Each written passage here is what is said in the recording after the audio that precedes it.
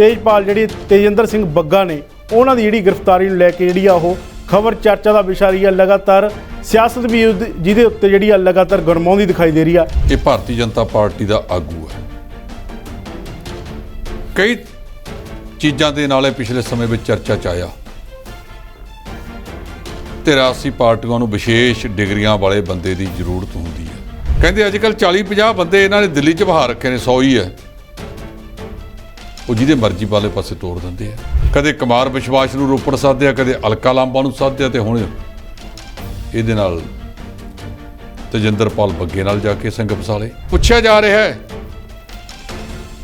ਕਿ ਤੇਜਿੰਦਰਪਾਲ ਸਿੰਘ ਬੱਗਾ ਇੱਕ ਸਿੱਖ ਵਿਅਕਤੀ ਹੈ, ਉਹਨੂੰ ਤੁਸੀਂ ਦਸਤਾਰ ਵੀ ਨਹੀਂ ਬੰਨ੍ਹਣ ਦਿੱਤੀ ਜਦੋਂ ਥੋੜੀ ਪੁਲਿਸ ਲੈਣ ਆਈ। ਕਿਡਨੈਪਿੰਗ ਦਾ ਅਗਵਾ ਦਾ ਕੇਸ ਵੀ ਦਰਜ ਹੋ ਗਿਆ ਪੰਜਾਬ ਦੀ ਪੁਲਿਸ ਤੇ ਦਿੱਲੀ ਦੇ ਵਿੱਚ। ਮੋਹਾਲੀ ਦੀ ਅਦਾਲਤ ਦੇ ਵਿੱਚੋਂ ਦੁਬਾਰਾ ਤੇਜਿੰਦਰਪਾਲ ਸਿੰਘ ਬੱਗੇ ਦੇ ਵਾਰੰਟ ਜਾਰੀ ਕਰਾਏ ਤੇ ਫਿਰ ਪੰਜਾਬ ਤੇ ਹਰਿਆਣਾ ਉੱਚ ਅਦਾਲਤ ਨੇ ਉਹ ਰੱਦ ਕਰ ਦਿੱਤੇ।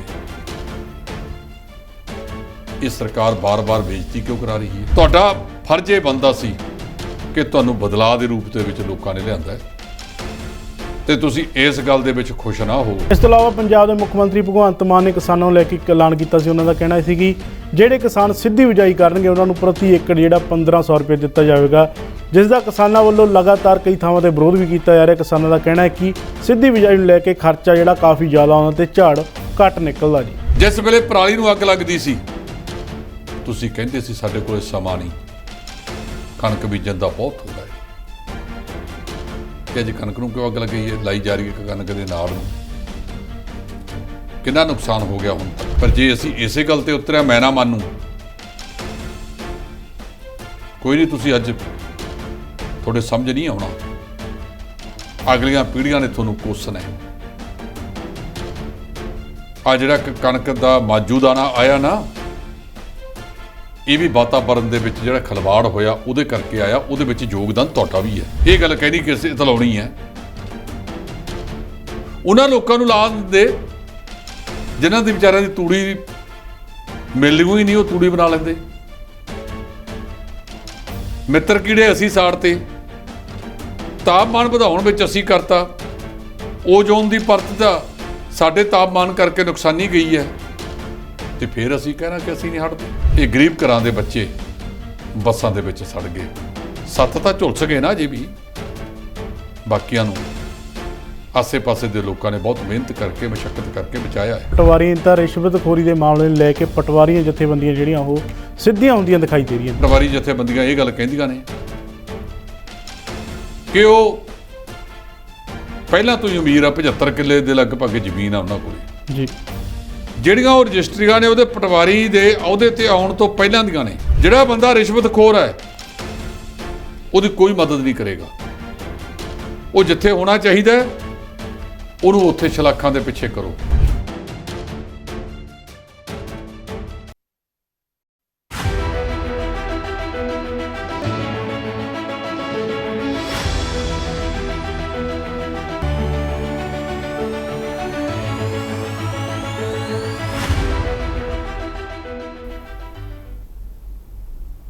D5 ਚੈਨਲ ਪੰਜਾਬੀ ਦੇਖ ਰਹੇ ਸਾਰੇ ਦਰਸ਼ਕਾਂ ਦਾ ਸਵਾਗਤ ਹੈ। ਮੈਂ ਸੁਖਵੀਰ ਸਿੰਘ ਖਬਰ ਤੋੜ ਪ੍ਰੋਗਰਾਮ ਲੈ ਕੇ ਹਾਜ਼ਰ ਹਾਂ, ਜਿਸ ਦੇ ਵਿੱਚ ਅਸੀਂ ਹਫ਼ਤਾ ਭਰ ਖਬਰਾਂ ਦੇ ਉੱਤੇ ਜਿਹੜੀ ਚਰਚਾ ਕਰਦੇ ਹਾਂ ਤੇ ਚਰਚਾ ਕਰਨ ਲਈ ਸਾਡੇ ਨਾਲ ਨੇ D5 ਦੇ ਸੀਨੀਅਰ ਐਡੀਟਰ ਜਸਪਾਲ ਸਿੰਘ ਢਿੱਲੋਂ ਜੀ। ਆਓ ਉਹਨਾਂ ਦਾ ਸਵਾਗਤ ਕਰ ਲਈਏ। ਸਤਿ ਸ਼੍ਰੀ ਅਕਾਲ ਜੀ। ਸਤਿ ਸ਼੍ਰੀ ਅਕਾਲ ਜੀ। ਜੇਕਰ ਗੱਲ ਕੀਤੀ ਜਾਵੇ ਹਫ਼ਤਾ ਭਰ ਦੀਆਂ ਖਬਰਾਂ ਦੀ ਤਾਂ ਸਭ ਤੋਂ ਜਿਹੜੀ ਚਰਚਾ ਦੇ ਵਿੱਚ ਖਬਰ ਰਹੀ ਆ ਤਾਂ ਤੇਜਪਾਲ ਜਿਹੜੀ ਤੇਜਿੰਦਰ ਸਿੰਘ ਬੱਗਾ ਨੇ ਉਹਨਾਂ ਦੀ ਜਿਹੜੀ ਗ੍ਰਿਫਤਾਰੀ ਨੂੰ ਲੈ ਕੇ ਜਿਹੜੀ ਆ ਉਹ ਖਬਰ ਚਰਚਾ ਦਾ ਵਿਸ਼ਾ ਰਹੀ ਹੈ। ਲਗਾਤਾਰ ਸਿਆਸਤ ਵੀ ਜਿਹਦੇ ਉੱਤੇ ਜਿਹੜੀ ਆ ਲਗਾਤਾਰ ਗਰਮਾਉਂਦੀ ਦਿਖਾਈ ਦੇ ਰਹੀ ਆ। ਢਿੱਲੋਂ ਸਾਹਿਬ ਇਹਦੇ ਬਾਰੇ ਕੀ ਕਹਿਣਾ ਜੀ? ਜਿਹੜਾ ਤੇਜਿੰਦਰਪਾਲ ਸਿੰਘ ਬੱਗਾ ਹੈ ਇਹ ਭਾਰਤੀ ਜਨਤਾ ਪਾਰਟੀ ਦਾ ਆਗੂ ਹੈ। ਕਈ ਚੀਜ਼ਾਂ ਦੇ ਨਾਲੇ ਪਿਛਲੇ ਸਮੇਂ ਵਿੱਚ ਚਰਚਾ 'ਚ ਆਇਆ ਤੇ ਰਾਜਸੀ ਪਾਰਟੀਆਂ ਨੂੰ ਵਿਸ਼ੇਸ਼ ਡਿਗਰੀਆਂ ਵਾਲੇ ਬੰਦੇ ਦੀ ਜ਼ਰੂਰਤ ਹੁੰਦੀ ਹੈ। ਉਹਨਾਂ ਨੇ ਇਹਨੂੰ ਅਪਣਾ ਲਿਆ। ਸਿੱਟਾ ਕੀ ਨਿਕਲਦਾ ਹੈ ਕਿ ਇਸ ਦੀ ਚੜ੍ਹਤ ਬਹੁਤ ਹੋ ਗਈ ਔਰ ਫਿਰ ਪੰਜਾਬ ਦੀ ਸਰਕਾਰ ਨੇ ਮੋਹਾਲੀ ਦੇ ਵਿੱਚ ਇੱਕ ਕੇਸ ਦਰਜ ਕਰਤਾ। ਕਹਿੰਦੇ ਅੱਜ ਕੱਲ੍ਹ 40-50 ਬੰਦੇ ਇਹਨਾਂ ਨੇ ਦਿੱਲੀ 'ਚ ਬਹਾ ਰੱਖੇ ਨੇ, 100 ਹੀ ਹੈ, ਉਹ ਜਿਹਦੇ ਮਰਜ਼ੀ ਵਾਲੇ ਪਾਸੇ ਤੋੜ ਦਿੰਦੇ ਆ। ਸਰਕਾਰ ਦੇ ਅਜੇ 60 ਦਿਨ ਪੂਰੇ ਨਹੀਂ ਹੋਏ ਤੇ ਇਹਨਾਂ ਚੀਜ਼ਾਂ ਦੇ ਨਾਲ ਸਰਕਾਰ ਚਰਚਾ ਦਾ ਵਿਸ਼ਾ ਬਣ ਗਈ। ਕਦੇ ਕੁਮਾਰ ਵਿਸ਼ਵਾਸ ਨੂੰ ਰੋਪੜ ਸਾਧਿਆ, ਕਦੇ ਅਲਕਾ ਲਾਂਬਾ ਨੂੰ ਸਾਧਿਆ, ਤੇ ਹੁਣ ਇਹਦੇ ਨਾਲ ਤੇਜਿੰਦਰਪਾਲ ਬੱਗੇ ਨਾਲ ਜਾ ਕੇ ਸਿੰਘ ਫਸਾਲੇ। ਇਸ ਮਾਮਲੇ ਦੇ ਵਿੱਚ ਜੋ ਸਰਕਾਰ ਦੀ ਕਿਰਕਰੀ ਹੋਈ ਹੈ, ਮੇਰਾ ਖਿਆਲ ਸਰਕਾਰ ਉਹਦੇ ਤੇ ਕੋਈ ਟਿੱਪਣੀ ਨਹੀਂ ਕਰਨਾ ਚਾਹੁੰਦੀ ਤੇ ਸਥਿਤੀ ਵਾਪਰ ਰਹੀ ਹੈ ਵੀ ਆਪਾਂ ਭੁੰਜੇ ਖਾਨੇ ਹੁੰਨੇ ਆ। ਇੱਕ ਕੰਮ ਕਰਦੇ ਨੇ, ਦੂਜਾ ਗੱਲ ਪੈ ਜਾਂਦਾ, ਤੀਜਾ ਕਰਦੇ ਨੇ, ਚੌਥਾ ਗੱਲ ਪੈ ਜਾਂਦਾ। ਲੋਕਾਂ ਦੇ ਵਿੱਚ ਇੱਕ ਚਰਚਾ ਸੀ ਕਿ ਦਿੱਲੀ ਦਾ ਮੁੱਖ ਮੰਤਰੀ ਅਰਵਿੰਦ ਕੇਜਰੀਵਾਲ ਭਗਵੰਤ ਮਾਨ ਦੀ ਸਰਕਾਰ ਨੂੰ ਚਲਾਏਗਾ, ਤੇ ਉਹ ਸਾਰਾ ਕੁਝ ਸਪਸ਼ਟ ਹੋ ਗਿਆ ਕਿ ਰਿਮੋਟ ਉੱਥੋਂ ਹਿਲਦਾ ਨਹੀਂ। ਅਲਕਾ ਲਾਂਬਾ, ਕੁਮਾਰ ਵਿਸ਼ਵਾਸ ਤੇ ਤੇਜਿੰਦਰਪਾਲ ਬੱਗੇ ਦਾ ਪੰਜਾਬ ਨਾਲ ਕੀ ਤਾਲੁਕਾਤ ਹੈ? ਜਿਹੜਾ ਕੁਝ ਉਹਨੇ ਕਿਹਾ ਉਹ ਕੇਜਰੀਵਾਲ ਨੂੰ ਕਿਹਾ ਹੋਣਾ, ਉਹ ਤਾਂ ਦਿੱਲੀ 'ਚ ਕਿਹਾ। ਇਹਨਾਂ ਨੇ ਇੱਥੋਂ ਭੇਜੇ ਬੰਦੇ ਦਿੱਲੀ ਦੇ ਵਿੱਚ ਤੇ ਬੱਗੇ ਨੂੰ ਚੱਕ ਲਿਆਏ। ਰਸਤੇ ਦੇ ਵਿੱਚ ਹਰਿਆਣਾ ਪੁਲਿਸ ਨੇ ਘੇਰ ਲਏ ਤੇ ਇਹ ਦਿੱਲੀ ਵਾਲੇ ਛਡਾ ਕੇ ਵਾਪਸ ਲੈ ਗਏ ਤੇ ਉਹਨੂੰ ਘਰੇ ਭੇਜਤਾ ਤੇ ਉਹਦੇ ਗੇਟ ਤੇ ਆਪਣੀ ਪੁਲਿਸ ਤਾਇਨਾਤ ਕਰ ਦਿੱਤੀ ਹੈ। ਜਿਹੜਾ ਦਿੱਲੀ ਦਾ ਕਮਿਸ਼ਨ ਹੈ, ਕੇਂਦਰੀ ਘੱਟ ਗਿਣਤੀ ਕਮਿਸ਼ਨ,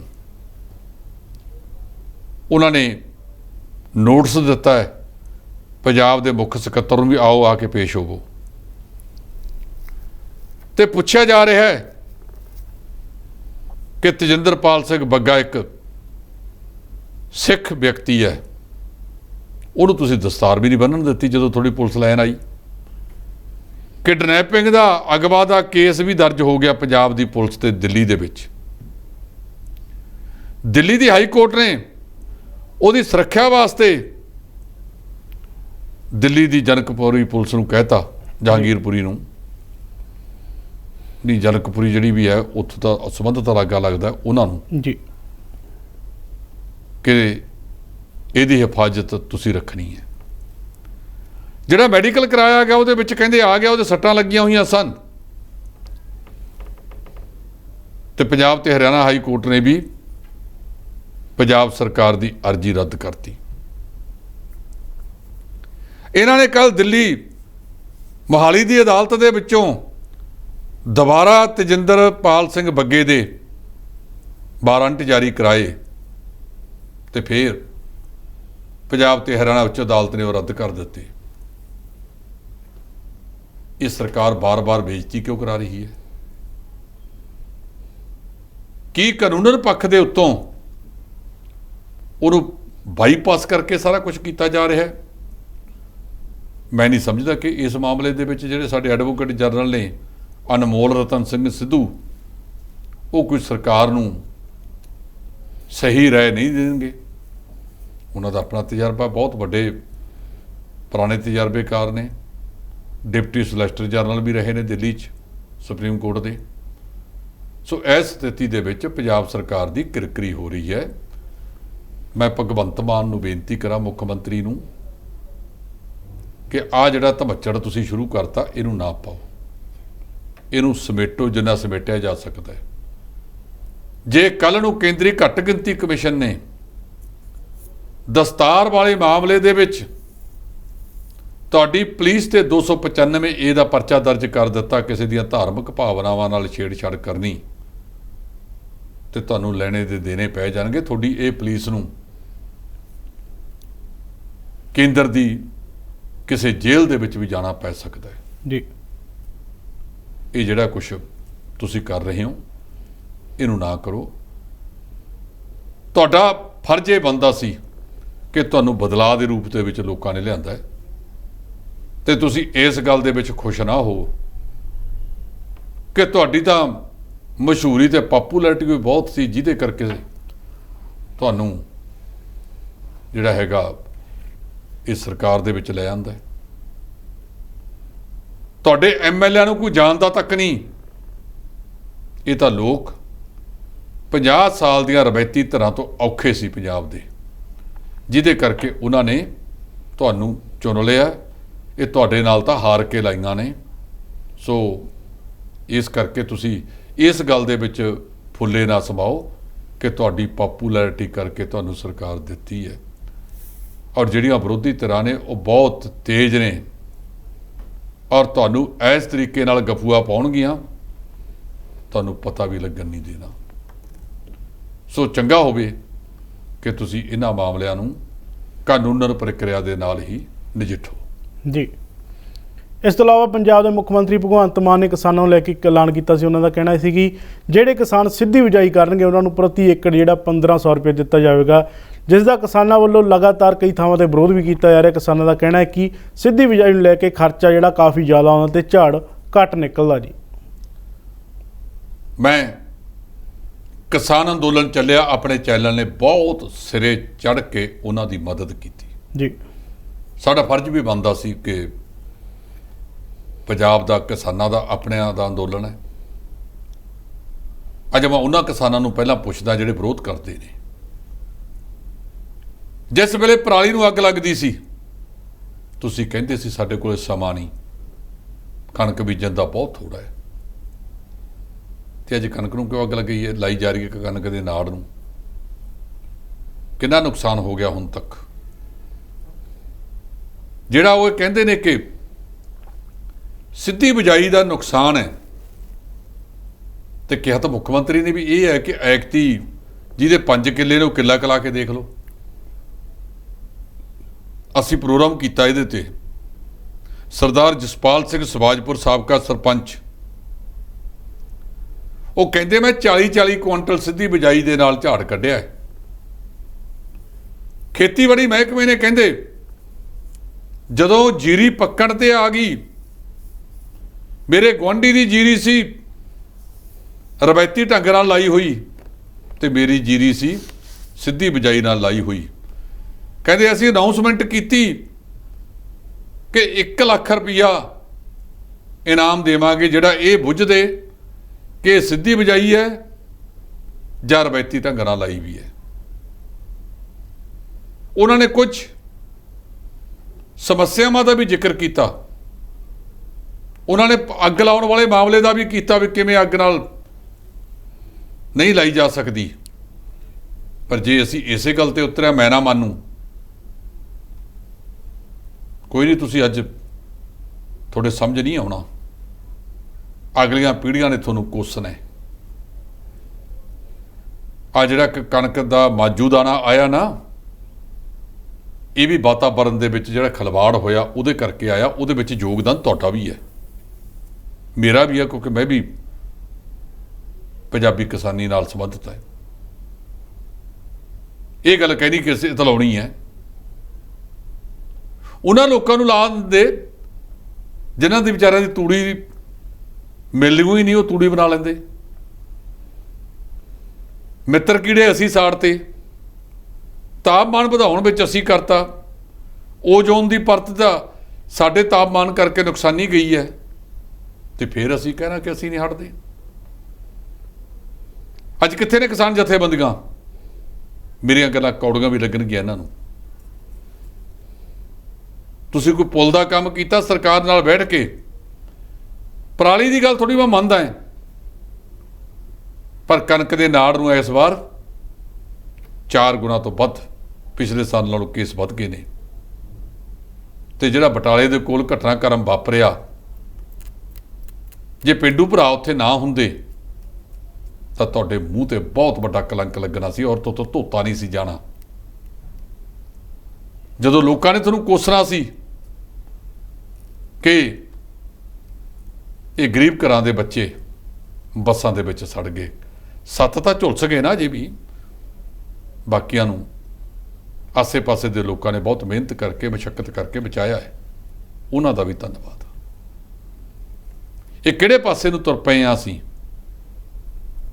ਗੁਰੂ ਨਾਨਕ ਪਾਤਸ਼ਾਹ ਨੇ ਕਿਹਾ ਸੀ, ਪਵਨ ਗੁਰੂ ਪਾਣੀ ਪਿਤਾ ਮਾਤਾ ਧਰਤ ਮਹੱਤ। ਨਾ ਧਰਤੀ ਛੱਡੀ, ਨਾ ਪਾਣੀ ਛੱਡਿਆ ਤੇ ਨਾ ਪੌਣ ਪਾਣੀ ਛੱਡਿਆ। ਜੀ ਕਿਹੜੀ ਬਹਾਦਰੀ ਕਰਨ ਲੱਗੇ ਹਾਂ ਅਸੀਂ ਇਹ ਸਾਰਾ ਕੁਝ ਕਰਕੇ। ਅੱਜ ਤੋਂ 20 ਸਾਲ ਪਹਿਲਾਂ ਨਾ ਕਣਕ ਨਾ ਝੋਨਾ, ਇਹ ਦੋਨਾਂ ਦੇ ਵਿੱਚ ਕਦੇ ਵੀ ਅੱਗ ਨਹੀਂ ਸੀ ਲਾਈ ਜਾਂਦੀ ਤੇ ਪੰਜਾਬ ਦਾ ਕਿੱਡਾ ਸੋਹਣਾ ਵਾਤਾਵਰਨ ਸੀ। ਅੱਜ ਸਾਹ ਦੀਆਂ ਬਿਮਾਰੀਆਂ, ਸ਼ੂਗਰ ਤੇ ਦਿਲ ਦੀਆਂ ਬਿਮਾਰੀਆਂ ਇਹਨਾਂ ਕਾਰਨਾਂ 'ਚੋਂ ਹੀ ਪੈਦਾ ਹੁੰਦੀਆਂ ਨੇ। ਅਸੀਂ ਉਹਨਾਂ ਨੂੰ ਬਚਾਉਣਾ ਨਹੀਂ ਜਾਣਦੇ ਤੇ ਇੱਕ ਦੂਜੇ ਦੇ ਪਿੱਛੇ ਲੱਗ ਕੇ ਕਦੇ ਸੋਚਿਆ ਕਿ ਅਸੀਂ ਖਰਚ ਕੰਟਰੋਲ ਕੀਤੇ ਨੇ? ਔਰ ਜਿਹੜੇ ਫਜ਼ੂਲ ਖਰਚੀ ਅਸੀਂ ਵਧਾ ਰਹੇ ਹਾਂ, ਅਸਲ ਕਾਰਨ ਖੁਦਕਸ਼ੀਆਂ ਦਾ ਉਹ ਹੈ ਜੋ ਪੰਜਾਬੀ ਯੂਨੀਵਰਸਿਟੀ ਵੱਲੋਂ ਕੀਤੀ ਗਈ ਖੋਜ ਦੇ ਵਿੱਚ ਪਾਇਆ ਗਿਆ। ਜੀ ਜੀ ਇਸ ਤੋਂ ਇਲਾਵਾ ਇੱਕ ਗੱਲ ਕੀਤੀ ਹੈ ਪਟਵਾਰੀਆਂ ਤਾਂ ਰਿਸ਼ਵਤਖੋਰੀ ਦੇ ਮਾਮਲੇ ਨੂੰ ਲੈ ਕੇ ਪਟਵਾਰੀਆਂ ਜਥੇਬੰਦੀਆਂ ਜਿਹੜੀਆਂ ਉਹ ਸਿੱਧੀਆਂ ਹੁੰਦੀਆਂ ਦਿਖਾਈ ਦੇ ਰਹੀਆਂ ਨੇ ਜੀ। ਭੰਗੂ ਸਾਹਿਬ ਜਿਹੜੀਆਂ ਪਟਵਾਰ ਦੀਆਂ ਜਥੇਬੰਦੀਆਂ ਨੇ ਜੀ, ਮੇਰੀ ਕੁਝ ਆਗੂਆਂ ਦੇ ਨਾਲ ਗੱਲਬਾਤ ਹੋਈ ਉਹਨਾਂ ਦੇ ਨਾਲ। ਜੀ ਉਹ ਕਹਿੰਦੇ ਵੀ ਜਿਹੜਾ ਦਦਾਰ ਸਿੰਘ ਨਾਂ ਦਾ ਪਟਵਾਰੀ ਆ ਸੰਗਰੂਰ ਜ਼ਿਲ੍ਹੇ ਦਾ ਪ੍ਰਧਾਨ ਹੈ, ਚੌਕਸੀ ਪੁਲਿਸ ਕਹਿੰਦੀ ਹੈ ਕਿ ਉਹਦੇ ਘਰ ਦੇ ਵਿੱਚੋਂ 33 ਦੇ ਕਰੀਬ ਰਜਿਸਟਰੀਆਂ ਮਿਲਦੀਆਂ ਨੇ, ਜੀ ਉਹਦੇ ਲੋਕਰ ਬੰਦ ਪਏ ਨੇ ਤੇ ਪਟਵਾਰੀ ਜਥੇਬੰਦੀਆਂ ਇਹ ਗੱਲ ਕਹਿੰਦੀਆਂ ਨੇ ਕਿ ਉਹ ਪਹਿਲਾਂ ਤੋਂ ਹੀ ਅਮੀਰ ਆ, 75 ਕਿੱਲੇ ਦੇ ਲਗਭਗ ਜ਼ਮੀਨ ਆ ਉਹਨਾਂ ਕੋਲੇ। ਜੀ ਜਿਹੜੀਆਂ ਉਹ ਰਜਿਸਟਰੀਆਂ ਨੇ ਉਹਦੇ ਪਟਵਾਰੀ ਦੇ ਅਹੁਦੇ ਤੇ ਆਉਣ ਤੋਂ ਪਹਿਲਾਂ ਦੀਆਂ ਨੇ। ਜੀ ਇਹਦਾ ਜਵਾਬ ਚੌਕਸੀ ਪੁਲਿਸ ਵੱਲੋਂ ਅਜੇ ਦਿੱਤਾ ਨਹੀਂ। ਜੀ ਚੌਕਸੀ ਪੁਲਿਸ ਦਾ ਕਹਿਣਾ ਕਿ ਵੱਡੀ ਪੱਧਰ ਦੇ ਉੱਤੇ ਉਹਦੇ ਲੋਕਰਾਂ 'ਚ ਪੈਸੇ ਨੇ, ਜੀ ਬੈਂਕਾਂ 'ਚ ਪੈਸੇ ਨੇ। ਚੌਕਸੀ ਪੁਲਿਸ ਨੂੰ ਸਾਰਾ ਕੁਝ ਜਾਂਚ ਪੜਤਾਲ ਕਰਕੇ ਲੋਕ ਕਚਹਿਰੀ ਦੇ ਵਿੱਚ ਰੱਖਣਾ ਚਾਹੀਦਾ ਹੈ। ਜੀ ਉਹਨਾਂ ਦੀ ਟੀਮ ਨੂੰ ਸਾਰਾ ਕੁਝ ਦੱਸਣਾ ਚਾਹੀਦਾ ਹੈ। ਅਜੇ ਤਾਂ ਤੁਸੀਂ ਇੰਨੀ ਗੱਲ 'ਚ ਹਟ ਗਏ ਹੋ ਕਿ 15 ਤੱਕ ਇਹਨਾਂ ਨੇ ਫੇਰ 9 ਤੋਂ 15 ਪਰਸੋਂ ਤੋਂ ਨਾ ਕੱਲ੍ਹ ਤੋਂ ਇਹ ਫੇਰ ਸਮੂਹਕ ਛੁੱਟੀ ਲੈ ਕੇ ਹੜਤਾਲ ਤੇ ਜਾ ਰਹੇ ਨੇ। ਇਹ ਇੰਨੇ ਫਰੰਟ ਆਪਾਂ ਖੋਲ ਲਏ ਕਾਹਦੇ ਵਾਸਤੇ?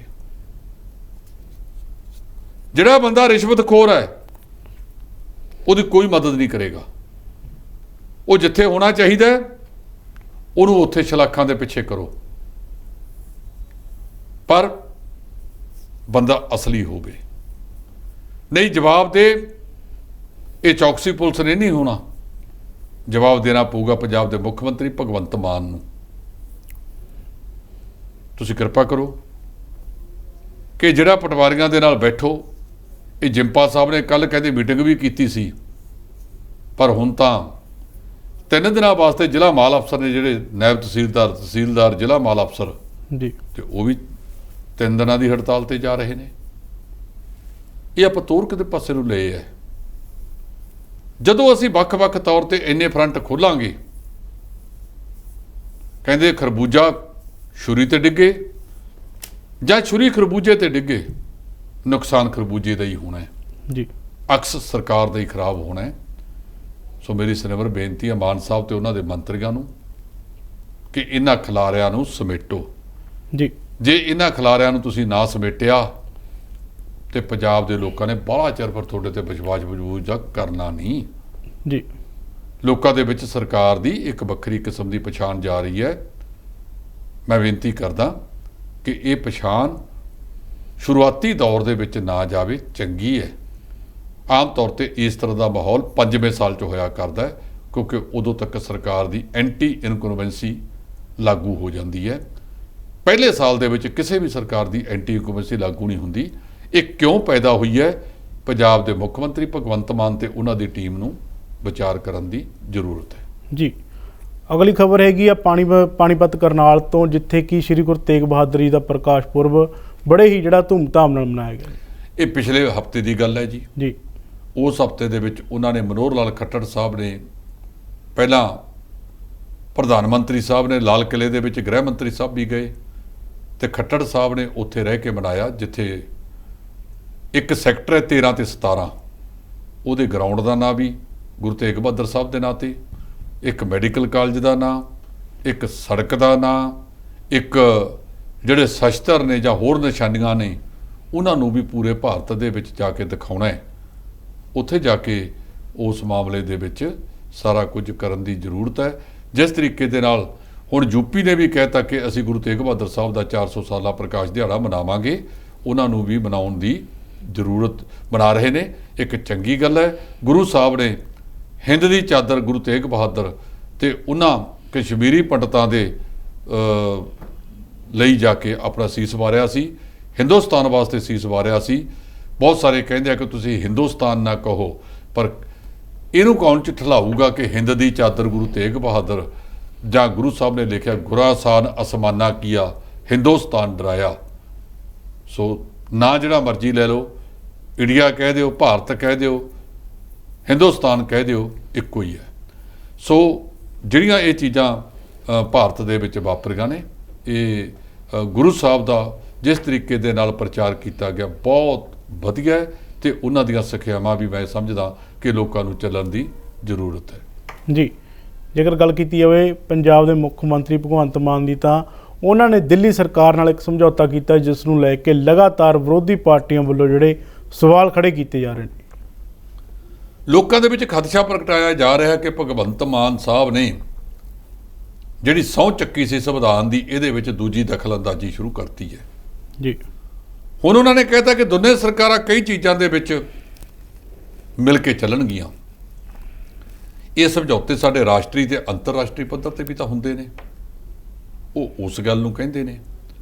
ਜਿੰਨੀਆਂ ਵਿਰੋਧੀ ਧਿਰਾਂ ਨੇ ਉਹ ਇਹ ਕਹਿੰਦੇ ਨੇ ਕਿ ਭਗਵੰਤ ਮਾਨ ਨੇ ਪੰਜਾਬ ਦੇ ਹਿੱਤ ਅਰਵਿੰਦ ਕੇਜਰੀਵਾਲ ਦੇ ਕੋਲ ਜਾ ਕੇ ਗਹਿਣੇ ਰੱਖਦੇ ਨੇ। ਇਹ ਤਾਂ ਸਰਕਾਰ ਜਵਾਬ ਦੇਵੇ, ਨਾ ਤੁਹਾਡਾ ਕੰਮ ਹੈ ਨਾ ਸਾਡਾ ਕੰਮ ਹੈ। ਅੱਗੇ ਵਿਧਾਨ ਸਭਾ ਦਾ ਸੈਸ਼ਨ ਆ ਰਿਹਾ, ਬਜਟ ਸੈਸ਼ਨ ਸਰਕਾਰ ਦਾ, ਤੇ ਜਿਹੜੀਆਂ ਵਿਰੋਧੀ ਧਿਰ ਦੀਆਂ ਪਾਰਟੀਆਂ ਨੇ ਉਹਨਾਂ ਨੇ ਲੰਗੋਟੇ ਲਾਲੇ ਨੇ, ਡੌਲਿਆਂ ਤੇ ਪੱਟਾਂ ਨੂੰ ਤੇਲ ਲਾ ਲਿਆ ਕਿ ਸਰਕਾਰ ਨੂੰ ਉਸ ਵੇਲੇ ਜਾ ਕੇ ਘੇਰਨਾ ਹੈ।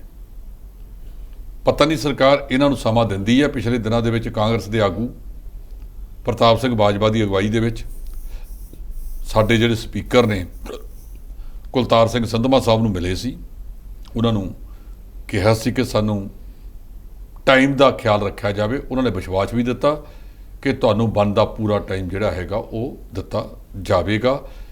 ਇਸ ਕਰਕੇ ਵਿਰੋਧੀ ਧਿਰਾਂ ਨੇ ਸਰਕਾਰ ਨੂੰ ਘੇਰਨਾ ਹੈ। ਸਰਕਾਰ ਤਾਂ ਹੋਰੇ ਮਾਮਲਿਆਂ 'ਚ ਫਸ ਕੇ ਬਹਿ ਗਈ ਹੈ। ਮੇਰਾ ਖਿਆਲ ਹੈ ਕਿ ਸਰਕਾਰ ਨੂੰ ਇਸ ਤਰ੍ਹਾਂ ਦੇ ਫਰੰਟ ਨਹੀਂ ਖੋਲ੍ਹਣੇ ਚਾਹੀਦੇ ਸੀ ਜਿਹਦੇ ਨਾਲ ਬਦਨਾਮੀ ਸਰਕਾਰ ਦੀ ਹੋਈ ਹੈ। ਸਰਕਾਰ ਹਾਲੇ ਵੀ ਬਚੇ ਤੇ ਜਿਹੜੇ ਅਸਲੀ ਮੁੱਦੇ ਹੈ, ਜਾਂ ਇਹ ਤਾਂ ਨਹੀਂ ਕਿਤੇ ਪੰਜਾਬ ਦੇ ਜਿਹੜੇ ਅਸਲੀ ਮੁੱਦੇ ਹੈ ਹੁਣ ਇਹਨਾਂ ਨੂੰ ਸਮਝ ਆ ਗਿਆ ਹੋਵੇ ਕਿ ਉਹ ਗਰੰਟੀਆਂ ਸ਼ਰੰਟੀਆਂ ਕੁਝ ਨਹੀਂ ਦਿੱਤੀਆਂ ਜਾ ਸਕਦੀਆਂ। ਉਹ ਮੁੱਦਿਆਂ ਤੋਂ ਧਿਆਨ ਭਟਕਾਉਣ ਖਾਤਰ ਸਰਕਾਰ ਨੇ ਇਹ ਨਵੇਂ ਅਡੰਬਰ ਰਚੇ ਹੋਣ। ਇਹਦਾ ਸਪਸ਼ਟੀਕਰਨ ਸਰਕਾਰ ਨੂੰ ਫਿਰ ਵਿਧਾਨ ਸਭਾ ਦੇ ਸੈਸ਼ਨ 'ਚ ਵਿਰੋਧੀ ਧਿਰ ਮੰਗਣਗੇ, ਦੇਣਾ ਪਵੇਗਾ। ਜੀ, ਗੱਲ ਕੀਤੀ ਜਾਵੇ ਪਟਿਆਲਾ ਦੀ, ਤਾਂ ਪਟਿਆਲਾ ਦੇ ਵਿੱਚ ਕੁਝ ਦਿਨ ਪਹਿਲਾਂ ਇੱਕ ਝੜਪ ਹੋਈ ਸੀ ਜਿਸ ਨੂੰ ਲੈ ਕੇ ਜਿਹੜੇ ਦੋ ਮੁੱਖ ਦੋਸ਼ੀ ਨੇ ਉਹਨਾਂ ਨੂੰ ਗ੍ਰਿਫਤਾਰ ਕੀਤਾ ਗਿਆ ਤੇ ਲਗਾਤਾਰ ਉਹਨਾਂ ਦਾ ਜਿਹੜਾ ਰਿਮਾਂਡ ਆ ਜਿਹੜਾ ਉਹ ਵੀ ਅੱਗੇ ਵਧਾ ਦਿੱਤਾ ਗਿਆ। ਦੇਖੋ, ਜਿਹੜਾ ਪਟਿਆਲੇ ਦੇ ਵਿੱਚ ਘਟਨਾ ਵਾਪਰੀ 29 ਅਪ੍ਰੈਲ ਦੀ ਹੈ। ਜੀ, ਉਹਨਾਂ ਨੇ ਕਿਹਾ ਸੀ, ਇੱਕ ਨੇ ਕਿਹਾ ਸੀ ਕਿ ਅਸੀਂ ਇੱਥੇ ਖਾਲਿਸਤਾਨ ਵਿਰੋਧੀ ਪ੍ਰਚੰਡ ਕਰਾਂਗੇ, ਦੂਜੇ ਨੇ ਕਿਹਾ ਸੀ ਕਿ ਅਸੀਂ ਖਾਲਿਸਤਾਨ ਦੇ ਸਥਾਪਨਾ ਦਿਵਸ ਦੇ ਮੁਤਾਬਕ ਮਾਰਚ ਕਰਾਂਗੇ। ਜੀ, ਇਹ ਟਕਰਾਰ ਮੱਧਭਾਗਾ ਹੈ। ਸੂਬੇ ਦੇ ਵਿੱਚ ਇਹੋ ਜਿਹੇ ਟਕਰਾਰ ਪਹਿਲਾਂ ਅਸੀਂ ਬਹੁਤ ਦੇਖ ਲਏ, ਜਿਹਨੇ ਪੰਜਾਬ ਦਾ ਬੇੜਾ ਗਰਕ ਕਰਤਾ, ਪੰਜਾਬ ਨੂੰ ਬਹੁਤ ਪਿੱਛੇ ਲੈ ਗਏ ਨੇ। ਅੱਜ ਪੰਜਾਬ ਜੇ ਗਿਣਤੀ ਕੀਤੀ ਹੈ ਉਰਦੂ ਵਾਂਗੂ ਮਗਰਲੇ ਪਾਸੇ ਵਾਲਿਆਂ ਲਾਈਨ 'ਚੋਂ ਆਉਂਦਾ, ਪਹਿਲੀਆਂ ਲਾਈਨਾਂ 'ਚੋਂ ਛੱਡ ਗਿਆ।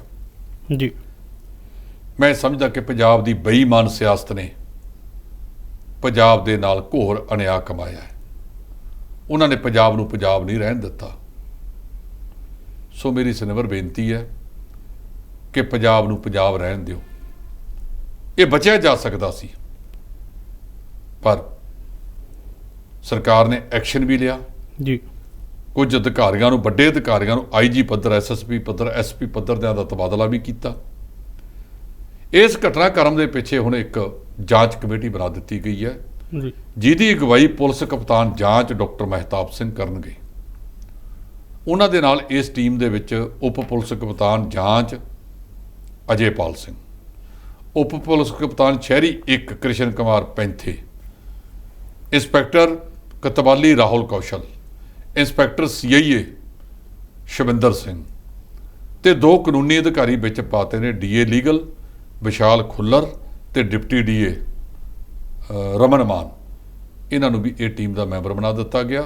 ਉਮੀਦ ਹੈ ਕਿ ਇਹ ਟੀਮ ਹੈ ਜਿਹੜੀ ਉਹ ਚੰਗੇ ਕੰਮ ਜਿਹੜੀ ਹੈਗੀ ਆ ਸਾਰੀ ਜਾਂਚ ਪੜਤਾਲ ਮੁੱਢਲੇ ਸਿਰੇ ਤੋਂ ਕਰੇਗੀ। ਔਰ ਮੈਂ ਬੇਨਤੀ ਕਰਾਂ ਪੰਜਾਬ ਪੁਲਿਸ ਮੁਖੀ BK ਭਾਵੜਾ ਨੂੰ ਕਿ ਇਸ ਤਰ੍ਹਾਂ ਦੀਆਂ ਹਦਾਇਤਾਂ ਕਰੋ, ਰੋਜ਼ ਤਬਾਦਲੇ ਨਾ ਕਰੋ ਕਿ ਇਹਨੂੰ ਉੱਧਰ ਕਰਤਾ ਉੱਧਰ ਕਰਤਾ ਉੱਧਰ ਕਰਤਾ। ਬੰਦਾ ਜਿੱਥੇ ਮਰਜੀ ਰਹੇ ਉਹਦੀ ਡਿਊਟੀ ਯਕੀਨੀ ਬਣਾਓ ਕਿ ਕਾਨੂੰਨ ਮੁਤਾਬਕ ਉਹ ਆਪਣੀ ਡਿਊਟੀ ਕਰਨ। ਜੇ ਕਾਨੂੰਨ ਮੁਤਾਬਕ ਡਿਊਟੀ ਨਹੀਂ ਕਰਨਗੇ ਤਾਂ ਜਿਹੜਾ ਕੁਝ ਪਟਿਆਲੇ 'ਚ ਵਾਪਰਿਆ ਇਹ ਕੱਲ੍ਹ ਨੂੰ ਕਿਤੇ ਹੋਰ ਵੀ ਵਾਪਰ ਸਕਦਾ ਹੈ। ਜੀ ਧੰਨਵਾਦ ਜੀ। ਇਹ ਸਨ ਸਾਡੇ ਨਾਲ D5 ਦੇ ਸੀਨੀਅਰ ਐਡੀਟਰ ਜਸਪਾਲ ਸਿੰਘ ਢਿੱਲੋਂ, ਜਿਨ੍ਹਾਂ ਨੇ ਵੱਖੋ ਵੱਖਰੇ ਮੁੱਦੇ ਤੇ ਚਰਚਾ ਕੀਤੀ ਹੈ। ਜੇਕਰ ਗੱਲ ਕੀਤੀ ਹੈ ਪੰਜਾਬ ਸਰਕਾਰ ਦੀ, ਤਾਂ ਪੰਜਾਬ ਸਰਕਾਰ ਲਗਾਤਾਰ ਜਿਹੜੀ ਸਵਾਲਾਂ ਦੇ ਘੇਰੇ ਦੇ ਵਿੱਚ ਜਿਹੜੀ ਘਿਰਦੀ ਹੋਈ ਨਜ਼ਰ ਆ ਰਹੀ ਹੈ ਤੇ ਲੋਕ ਕੀਤੇ ਹੋਏ ਵਾਅਦਿਆਂ ਦਾ ਜਿਹੜਾ ਉਹ ਜਵਾਬ ਮੰਗ ਰਹੇ ਨੇ। ਹੁਣ ਦੇਖਣਾ ਹੋਊਗਾ ਕਿ ਆਉਣ ਵਾਲੇ ਦਿਨਾਂ ਦੇ ਵਿੱਚ ਜਿਹੜੀ ਸਰਕਾਰ ਆ ਉਹ ਲੋਕਾਂ ਨੂੰ ਜਿਹੜੇ ਵਾਅਦੇ ਕੀਤੇ ਨੇ ਉਹ ਦੇ ਪਾਵੇਗੀ ਜਾਂ ਫਿਰ ਨਹੀਂ। ਤੁਸੀਂ ਦੇਖ ਰਹੇ ਹੋ D5 ਚੈਨਲ ਪੰਜਾਬੀ। ਧੰਨਵਾਦ।